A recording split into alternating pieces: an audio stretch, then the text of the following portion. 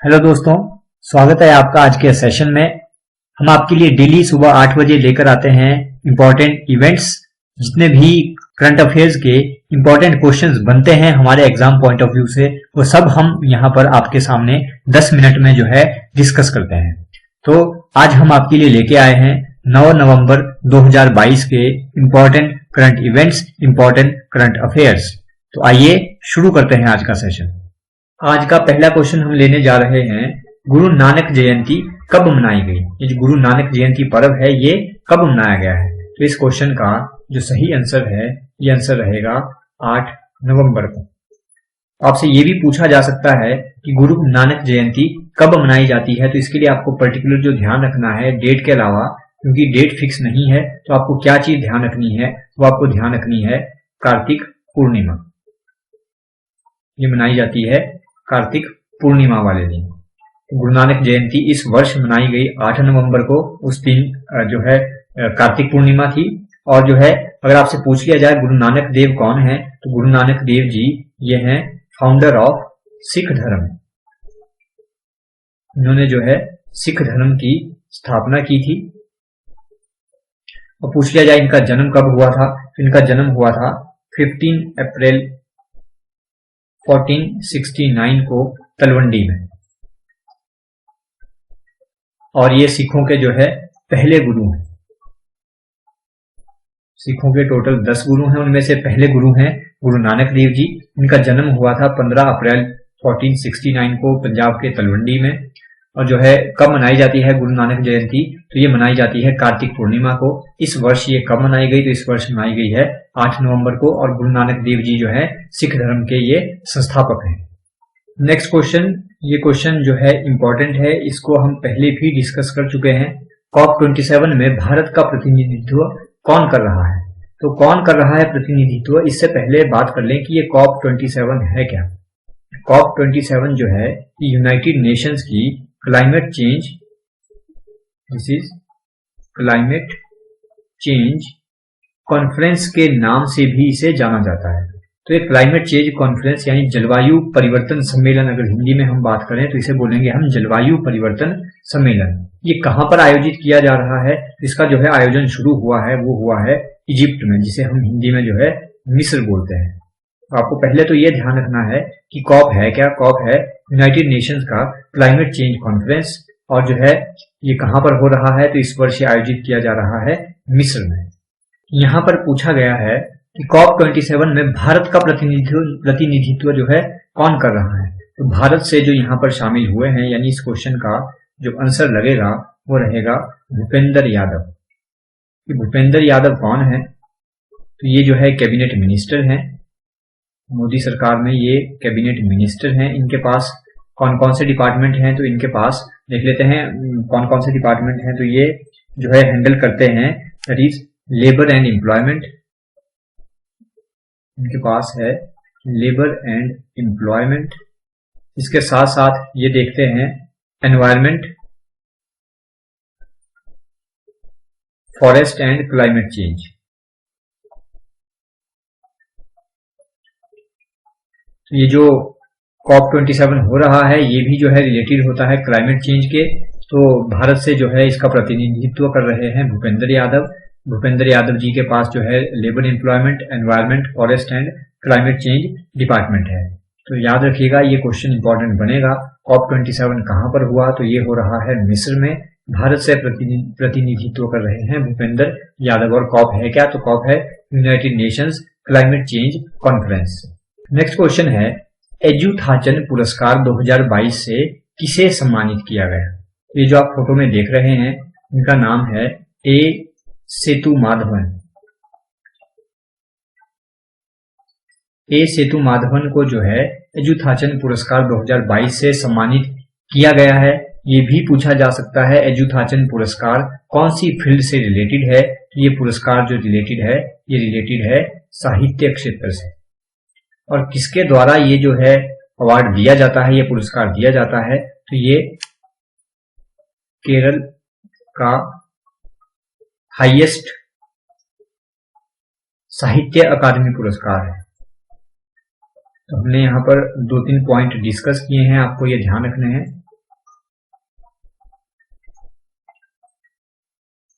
एजुथाचन पुरस्कार से सम्मानित किया गया है ए सेतुमाधवन को। फोटो में आप इनको देख सकते हैं। ये साहित्य क्षेत्र से रिलेटेड है और ये केरल का जो है सबसे हाईएस्ट साहित्य अकादमी पुरस्कार माना जाता है। तो नाम ध्यान रखिएगा, एजुथाचन पुरस्कार मिला है ए सेतुमाधवन को।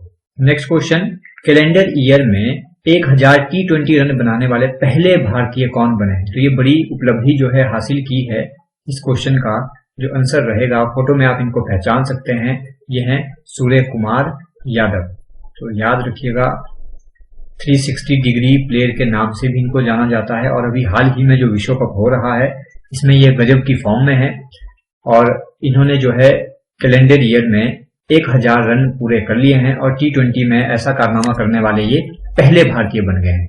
ध्यान रखिएगा, ये क्वेश्चन भी आने वाले एग्जाम में इंपॉर्टेंट हो सकता है। कैलेंडर ईयर में 1000 T20 रन बनाने वाले पहले भारतीय बने हैं सूर्य कुमार यादव।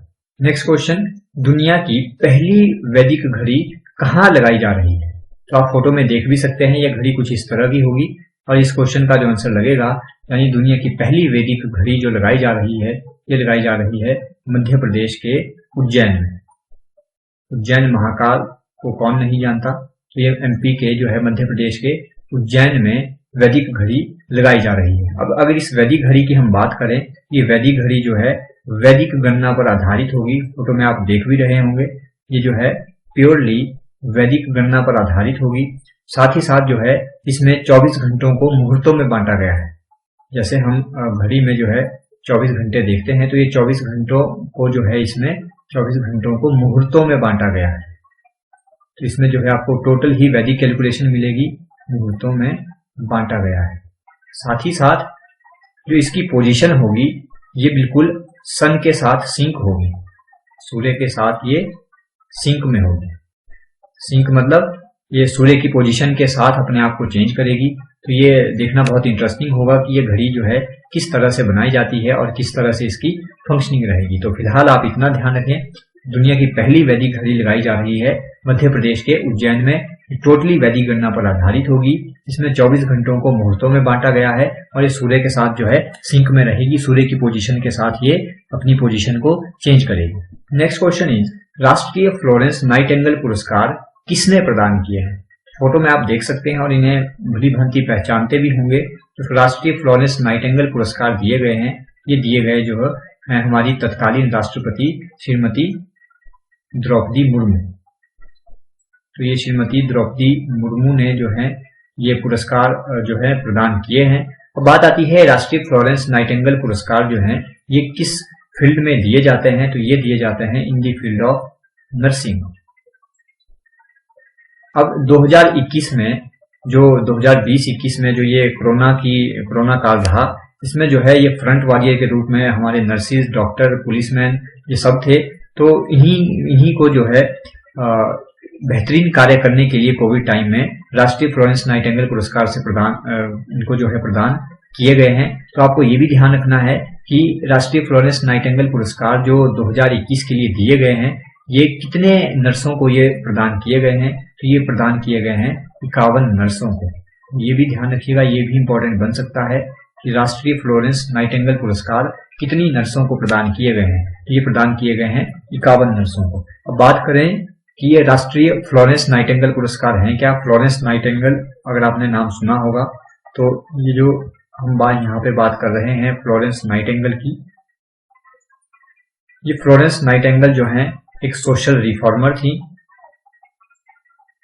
ये सोशल रिफॉर्मर थी और साथ ही साथ जो है इनको फाउंडर माना जाता है, फाउंडर ऑफ मॉडर्न नर्सिंग। इन्हीं की याद में जो है ये राष्ट्रीय फ्लोरेंस नाइटिंगेल पुरस्कार प्रदान किए जाते हैं। तो ध्यान रखिएगा, फ्लोरेंस नाइटिंगेल जो है ये सोशल रिफॉर्मर थी और जो है इन्हें मॉडर्न नर्सिंग का फाउंडर माना जाता है। इस बार ये 51 नर्सों को प्रदान किए गए हैं। 2021 में कोविड टाइम में बेहतरीन कार्य करने वाली 51 नर्सों को जो है यहाँ पर सम्मानित किया गया है हमारी राष्ट्रपति श्रीमती द्रौपदी मुर्मू के द्वारा। अगला क्वेश्चन है, क्वाड देशों की नौसेनाओं के अभ्यास की मेजबानी कौन करेगा? तो यहाँ पे जो है ये मेजबानी करेगा क्वाड देशों की जो नौसेनाओं का अभ्यास होता है, ये इस बारी जो है मेजबानी करेगा जापान। और ये जो क्वाड देशों की नौसेनाओं का अभ्यास होता है, इस अभ्यास का आपको नाम भी ध्यान रखना है। इस अभ्यास का जो नाम है ये है मालाबार अभ्यास। पूछ लिया जाता है मालाबार अभ्यास किन देशों के बीच ये होता है, तो मालाबार अभ्यास होता है क्वाड देशों की नौसेनाओं के बीच। अब ये क्वाड में कौन कौन सी कंट्रीज आती हैं तो इनको भी देख लेते हैं। तो क्वाड देशों में आता है एक तो हमारा भारत, दूसरा यहाँ पे आप देख सकते हैं ये नेशनल फ्लैग है जापान का, दूसरी कंट्री आती है जापान, तीसरी है ऑस्ट्रेलिया और जो चौथी कंट्री है ये है यूएसए। तो क्वाड में ध्यान रखिएगा, क्वाड का मतलब ये होता है चार, तो ये चार देशों का जो है समूह है, इसमें आ जाता है जापान, साथ में यहाँ पर आ जाता है भारत, ऑस्ट्रेलिया एंड यूएसए। तो इनके बीच में मालाबार अभ्यास होता है हर साल और इस बार जो है इसकी मेजबानी कर रहा है जापान। अगला क्वेश्चन, अक्टूबर 2022 के लिए प्लेयर ऑफ मंथ किसे चुना गया है? तो इनको किसी परिभाषा की जरूरत नहीं है, ये जो चुना गया है इनका नाम है विराट कोहली। ये जो है किसके द्वारा ये नामित किए जाते हैं, ये जो अवार्ड की हम यहाँ पे बात कर रहे हैं, तो आईसीसी इंटरनेशनल क्रिकेट काउंसिल हर मंथ, ये जो है हर मंथ एवरी मंथ जो बेहतरीन परफॉर्मेंस करते हैं क्रिकेट में उनको जो है ये चुनते हैं प्लेयर ऑफ द मंथ के नाम से। तो अक्टूबर 2022 के लिए अगर हम बात करें मेल कैटेगरी में, तो मेल कैटेगरी में चुना गया है विराट कोहली को, और अगर हम फीमेल कैटेगरी की बात करें तो ये चुना गया है निदा डार को। और ये निदा डार कौन है? तो ये पाकिस्तान की जो है ऑलराउंडर है। तो ध्यान रखिएगा अक्टूबर 2022 के लिए विराट कोहली मेल कैटेगरी में और निदा डार जो है ये फीमेल कैटेगरी में प्लेयर ऑफ द मंथ चुने गए हैं। आज का आखिरी क्वेश्चन, सुप्रीम कोर्ट ने किस वर्ग के आरक्षण को बरकरार रखने का जो है यहाँ पर आएगा फैसला किया है? तो सुप्रीम कोर्ट में जो पिटीशन दायर हुई थी ये हुई थी ईडब्ल्यूएस के रिगार्डिंग। तो सुप्रीम कोर्ट ने जो है ईडब्ल्यूएस को जो आरक्षण मिलता है उसको बरकरार रखने का यहाँ पर फैसला किया है। तो यहाँ पे बात करें कि कौन सी कैटेगरी को कितना आरक्षण मिलता है, तो आपको ये भी ध्यान रखना है ईडब्ल्यूएस को मिलता है 10%। पहले तो इस क्वेश्चन का हम आंसर यहाँ पे कर लें, तो कौन सी कैटेगरी के आरक्षण को बरकरार रखा है, ये रखा है ईडब्ल्यूएस को। अब ईडब्ल्यूएस को हम बात करें तो मिलता है 10% आरक्षण, और ओबीसी को मिलता है अदर बैकवर्ड क्लासेस को 27%, और एससी को मिलता है 15%, और अगर बात करें हम एसटी की शेड्यूल्ड ट्राइब की तो इनको मिलता है 7.5% का आरक्षण। अब यहाँ पे बात हुई है ईडब्ल्यूएस की, तो ईडब्ल्यूएस के लिए क्या क्राइटेरिया रहता है कि अगर आपको ईडब्ल्यूएस रिजर्वेशन आपको अवेल करनी है तो उसके लिए कुछ क्राइटेरिया है वो आपको फुलफिल करना पड़ता है। वो क्राइटेरिया है आपकी जो परिवार की सालाना इनकम होगी वो 8 लाख से कम होनी चाहिए, और साथ ही साथ आपके पास जो कृषि योग्य भूमि है वो जो है 5 एकड़ से कम होनी चाहिए। अगर आप ये क्राइटेरिया फुलफिल करते हैं तो आप ईडब्ल्यूएस जो आरक्षण है इसको अवेल कर सकते हैं। तो फिलहाल जो है सुप्रीम कोर्ट ने ईडब्ल्यूएस के आरक्षण को बरकरार रखने का फैसला किया है। जितनी भी पिटीशन दायर हुई थी सबको सिरे से खारिज किया है। और अगर बात करें कि ये ईडब्ल्यूएस जो रिजर्वेशन की बात कर रहे हैं इसे जो है हमारे संविधान में कौन से संशोधन के तहत जो है जोड़ा गया है, तो आपको ये भी ध्यान रखना है ये जोड़ा गया था 103वें संविधान संशोधन के तहत। तो काफी क्वेश्चन यहाँ से बन सकते हैं, याद रखिएगा सुप्रीम कोर्ट ने ईडब्ल्यूएस के आरक्षण को यहाँ पर जो है बरकरार रखने का फैसला किया है, और ये 103वें संविधान संशोधन के तहत इसे जो है संविधान में जोड़ा गया था। इस वीडियो की पीडीएफ डाउनलोड करने के लिए आप कैरियर स्टडी ऐप डाउनलोड कर सकते हैं। वहां पर जाकर आप इस जो हमने आज करंट अफेयर डिस्कस किए हैं इसकी आपको कंप्लीट पीडीएफ वहां पर मिल जाएगी विद आंसर्स।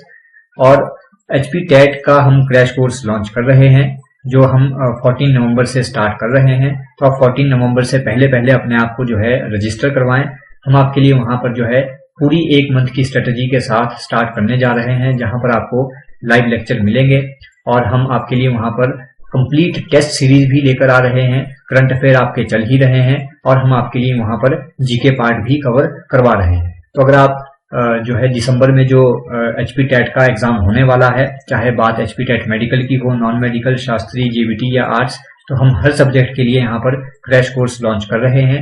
14 नवंबर से पहले आप अपने आप को रजिस्टर करवाएं और 14 नवंबर से जो है हमारा बैच स्टार्ट हो जाएगा। तो आज के लिए हम इतना ही रखते हैं।